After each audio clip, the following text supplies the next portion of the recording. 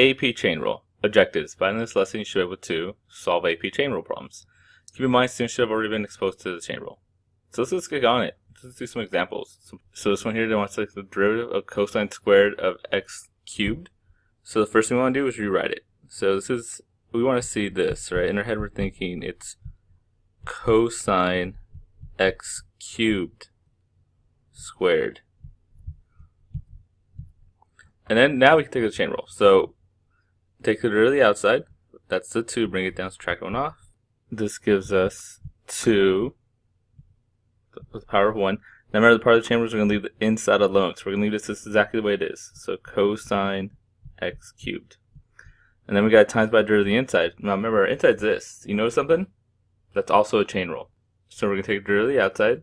Derivative of cosine is negative sign. So I'm going to put parentheses here. Negative sign. Leave the inside alone, x cubed. And like I said, it's its own chain rule. So we have the times by derivative of the inside, which in this case, derivative of x cubed is 3x squared.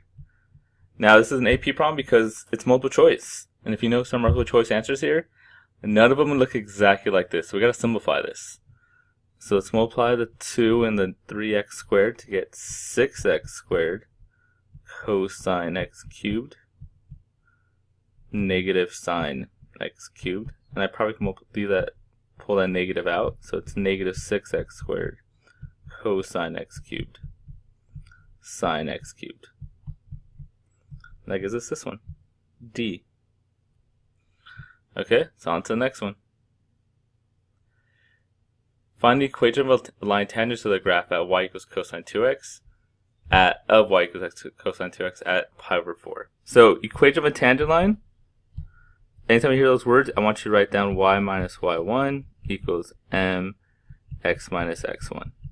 Now they gave us the x1, pi over 4, so that goes here. And remember, the way we find the y1 is we plug it into the original function. So we're going to plug into our little y right here. Cosine 2 times pi over 4.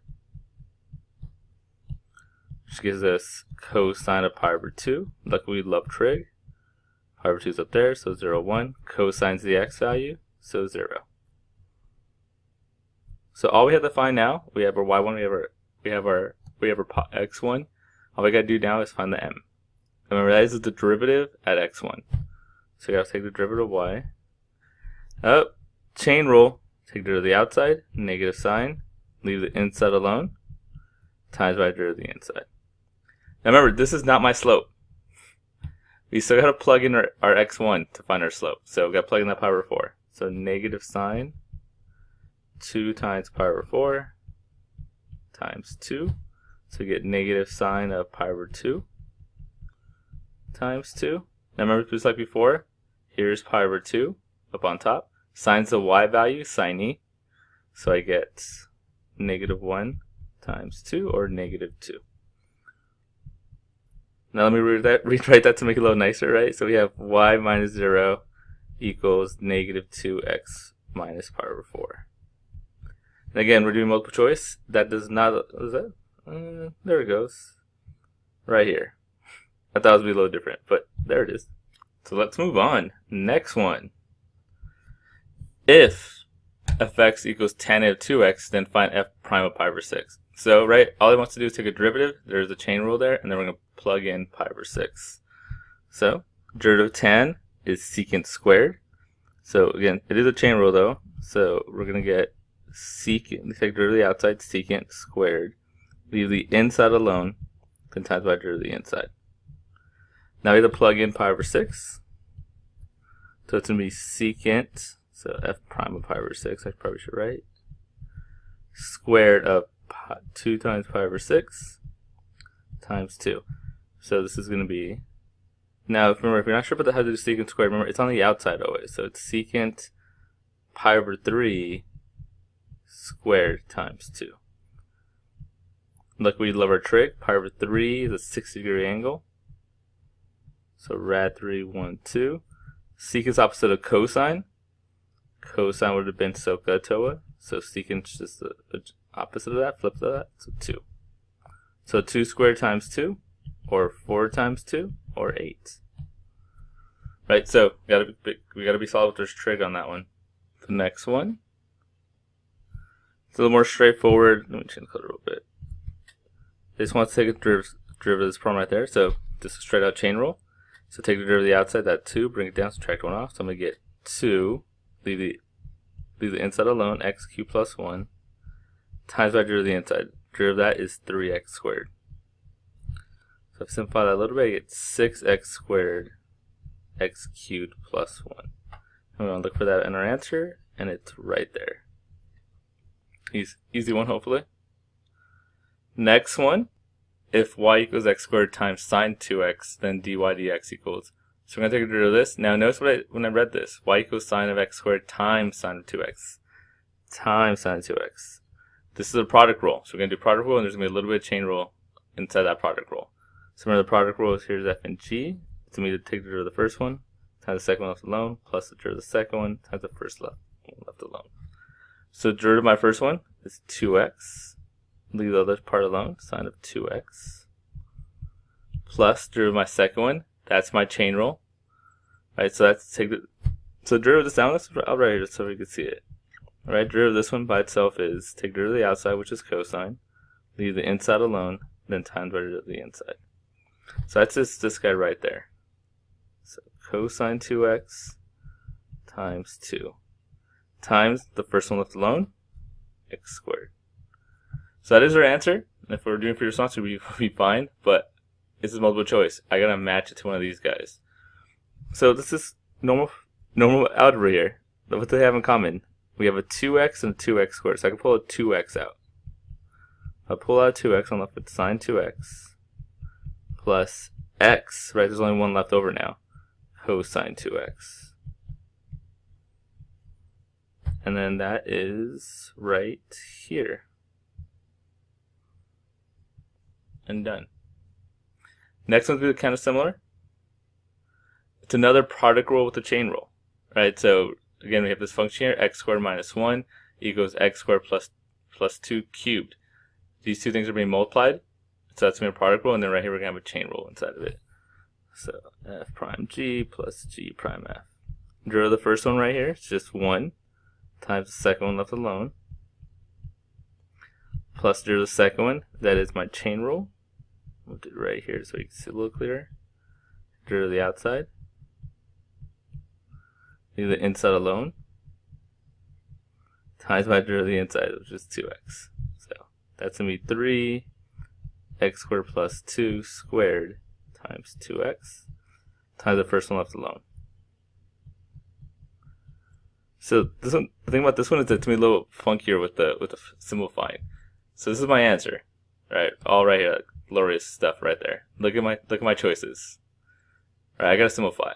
So here's the general trick, right? There should always be generally like a power, and notice how these both share this x squared plus 2. So that's what I'm gonna factor out from both of them. So remember, you always you can only factor out whatever the lowest one is. So this guy. So I'm gonna get x squared plus 2 squared. And what's left over is this guy's gone. There's only one more left of this guy. And then what's else left over is 3 times 2x times x minus 1.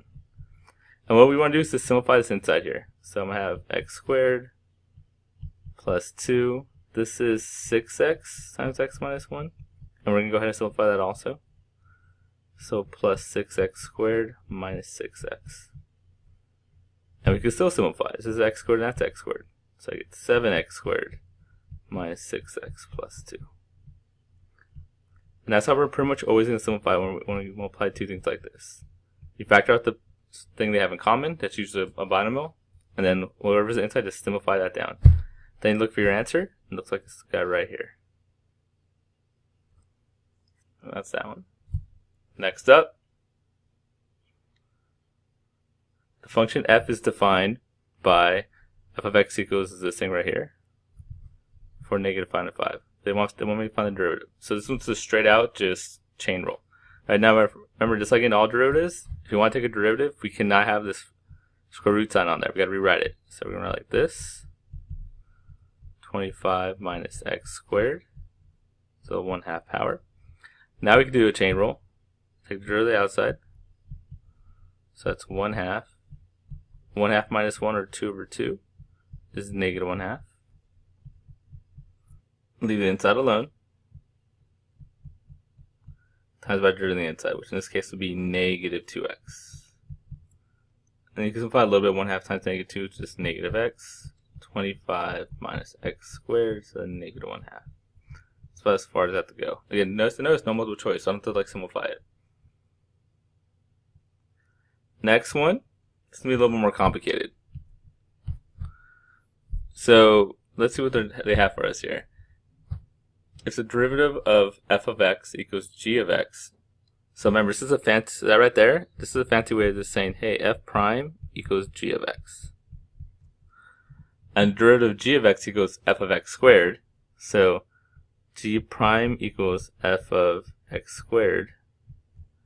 Then what's the second derivative of f of x cubed? Right, so they're going, and then look at our answers here. There's some combinations of f and g's.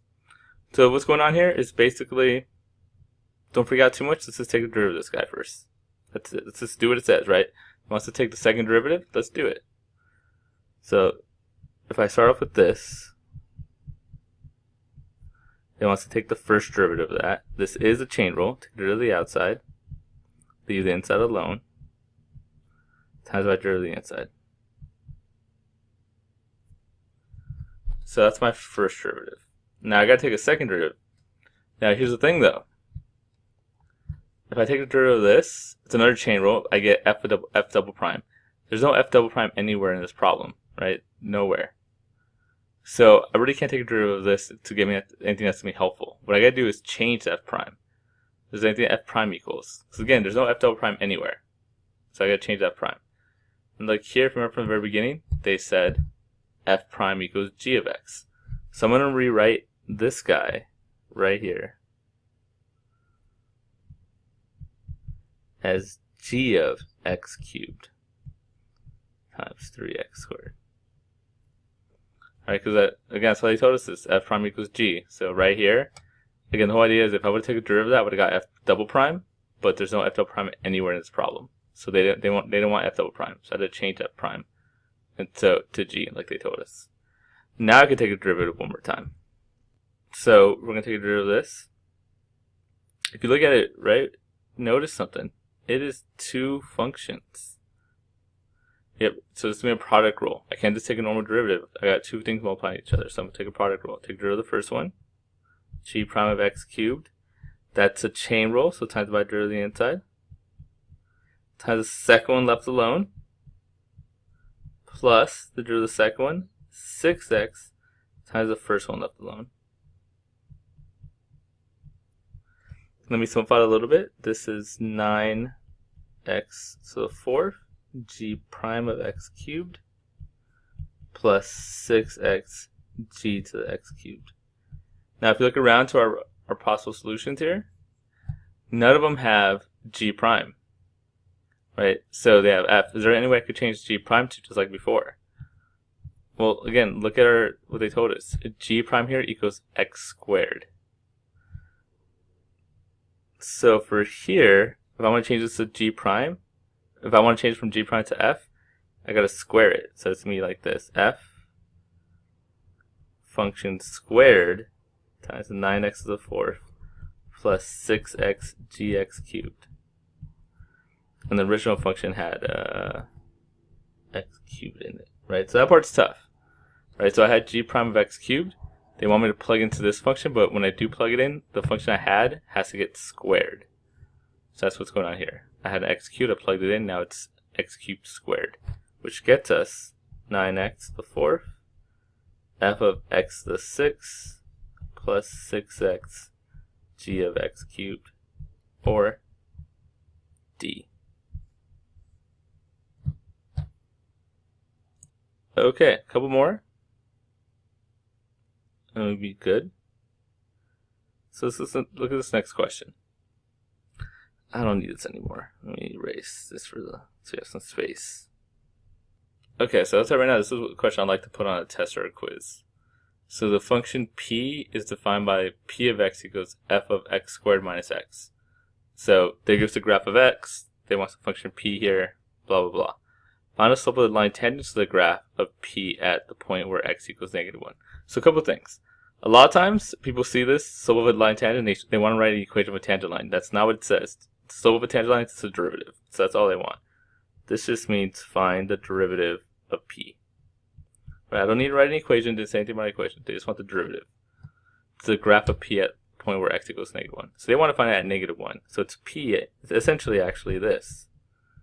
Oof. P prime of -1. That's what they're looking for, right? Find the slope of the tangent line of the graph of P at the point where x equals -1. So this is all we want. Well, P of x equals f of x squared minus x. Now let's take the derivative. And the name of this lesson is AP chain rule. So yeah, you could bet that's a chain rule. So P prime of x is going to be derivative of the outside, which is the easiest thing in the world, right? Derivative of f is just f prime.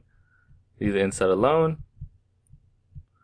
Times by derivative of the inside. Derivative of that would be 2x minus 1. So that's our derivative.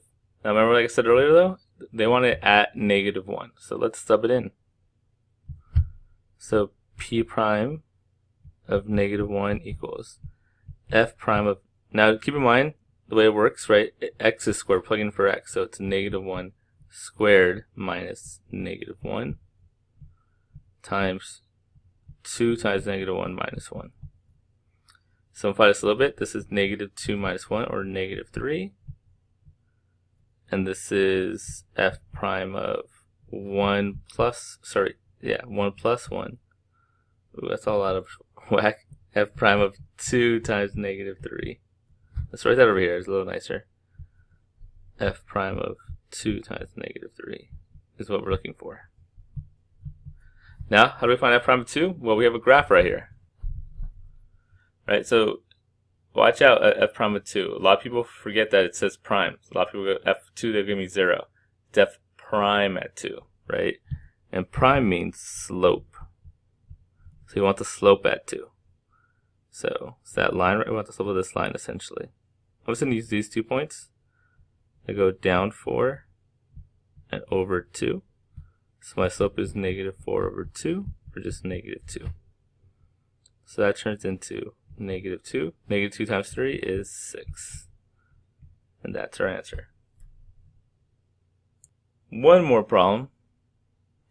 So let's look at this one.